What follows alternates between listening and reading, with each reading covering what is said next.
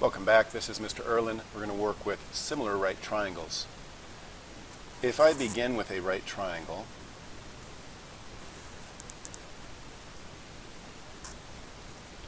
and then drop an altitude, in other words, go from this top point and go straight down, making a right angle, I produce now three triangles. The original triangle, which I'm going to call Papa Bear, this triangle in here on the left, which I'm going to call Mama Bear, and this triangle over here, which I'm going to call Baby Bear. I recognize that there are families with traditional norms and other families with non-traditional or different environments. I'm not getting into that. But anyway, what we want to talk about is the fact that this big triangle has a right angle, and then it has another angle over here, and I don't know what size that angle is. I'm going to mark it with a star. And I don't know what size this angle is over here, but in the big triangle, these two angles must be complementary. It adds up to 180. I'm taking out 90 degrees for the right angle, leaving star plus circles to be equal to 90 degrees. So that when I then look at this triangle, the Mama Bear, it's got a star and it's got a right angle. Therefore, this third angle must be the same as this circle thing. And similarly, the Baby Bear has a circle and a right angle. Therefore, it must have a star for this third angle. In other words, all three of these triangles are similar,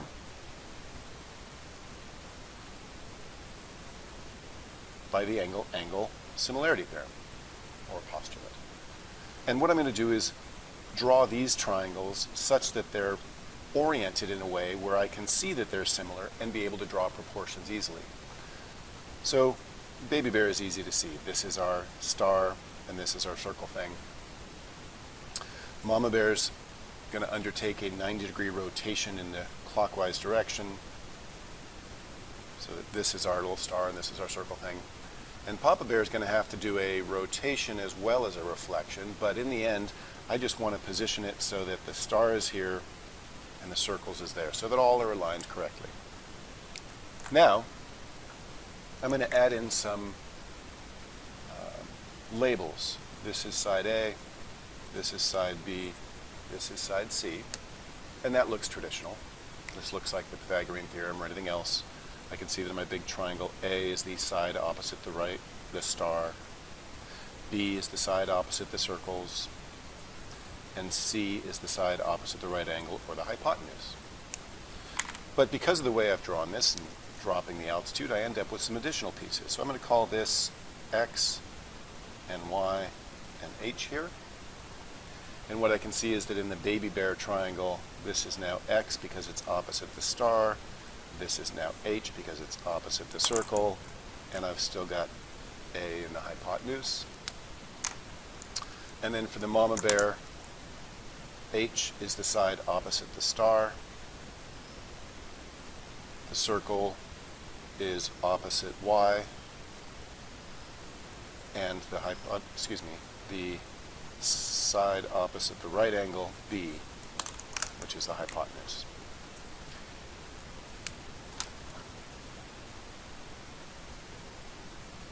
Because all of these triangles are similar, I can create proportions.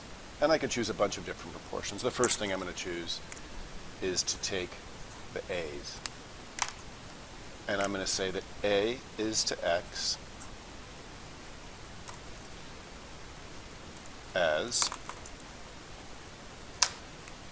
C is to A. A is to X as C is to A. And then I can cross multiply and say A squared is equal to C times X. And if I wanted to, I could even solve it and say that A is equal to the square root of C times X.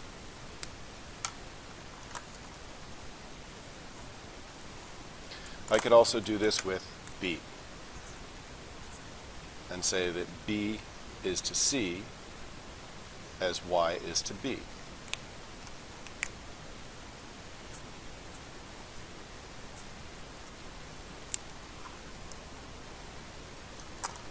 And I get cross multiplying B squared equals C times Y or b is equal to square root of c times y.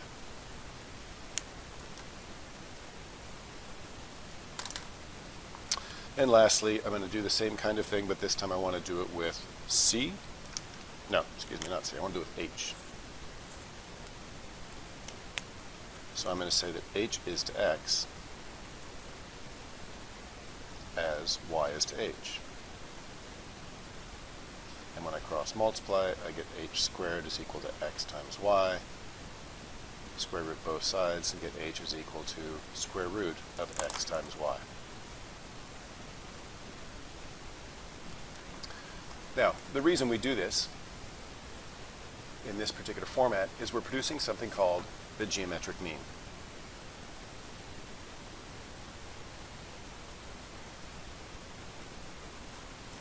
Now, the arithmetic mean is when you take a number like 1 and 9, and you'd say the arithmetic mean is where you'd say 1 plus 9 divided by 2, 10 over 2, which is 5. And conceptually, we don't think about it this way often, but what the arithmetic mean means is that we're going from this point and we're jumping by some distance, and then we're jumping by that same distance, where we're adding a value to both of them. And we're reaching this middle point along the way. It's kind of like a midway station. And what it turns out is that if I take 1 and I add 4, it gets me to 5. And then if I add that same number, 4 again, it gets me to 9. That's what an arithmetic mean means. Now, we should be able to do the same with a geometric mean,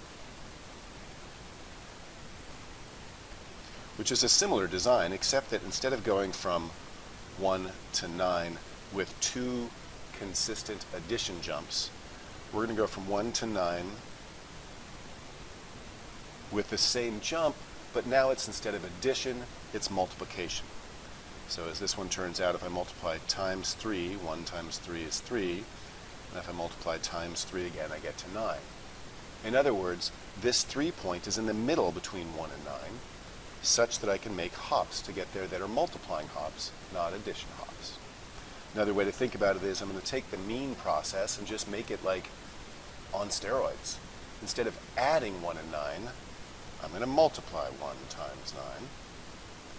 And then when we divided by 2, the reason we did that is we took the total, the sum of these two, and said what would the number have had to have been such that if they were added and the same, it would have yielded the same result.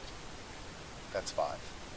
So similarly here, we want to say if these multiply together to make 9, what we want to then ask ourselves is what would those numbers have had to have been if they were the same number and yet still multiplied to make 9? And the way we would find that is not dividing by 2, but square rooting, which in this case would give us 3.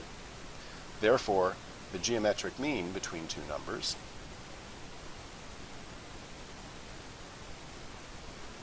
of A and B is x, then we can say the formula is x is equal to the square root of A times B. So, in other words, that takes us back up to here to say that A is the geometric mean of C times x. It's in the same relationship. And B is the geometric mean of C and y, and H is the geometric mean of of x and y. How does that apply to these triangle scenarios? Well, if I have similar right triangles,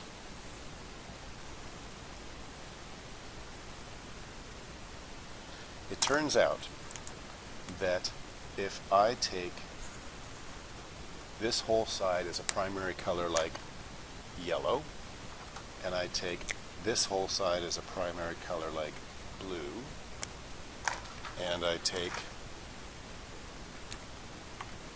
red is a little bit weak, this whole side is a primary color like red, and I visualize these as segments. This segment that's red has an endpoint here and an endpoint here. And the blue has an endpoint here and an endpoint here. And the yellow has endpoints there and there. Then I can in fact recognize that starting out from the apex, this spot, the right angle in our Papa Bear, each of these 3 extensions out of that point is the magic geometric mean of these other pieces. So, for example, let's say that this were 9 and 16, such that this length would then be 16 plus 9, which is 25. This red line segment ends at this endpoint. This yellow segment ends at the same endpoint. Therefore, the segment coming out of the apex that ends at the same segment, orange in my case, which is the combination of red and yellow, meeting at orange. Therefore, if I call this A, I can say that A, this length coming out to this endpoint, will be the geometric mean between the other two segments connected at the same endpoint. So A is equal to the geometric mean between 16 and 25. And I can simplify that by recognizing this as 4 times 4 times 5 times 5. The 4's pair up and so come out as a single 4. The 5's pair up and come out as a single 5. That's being multiplied. So A is equal to 20. I can do it again over here with B. B is a segment coming down from here to there. It's ending here. What other segments end in the same spot? Well, the blue segment and the yellow segment. Just for visual support, we'll say that blue and yellow together make green. Therefore, I'm going to mark that with green. And this B, this green, is going to be the geometric mean between the blue and the yellow. 9. Oops, that's not right. It's 25, isn't it? This is 25. Which means I can simplify that as 3 times 3 times 5 times 5. 3 comes out, 5 comes out. Some writing problems. 3 times 5, which is equal to 15. And lastly, this was our H here. H is another one of the geometric means. It does come out of this central angle in the papa bear, and it comes straight down the middle here, such that its endpoint meets with the endpoint of the blue and the endpoint of the red. It does not meet with the endpoint of the yellow because it's in the middle, and so it really only combines the blue and the red, which is why I would name it purple, or color it purple. And I can say that H is the geometric mean between the two segments that it touches.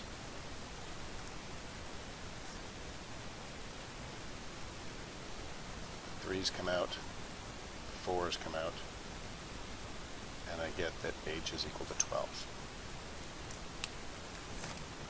This is the process for using similar right triangles and geometric means.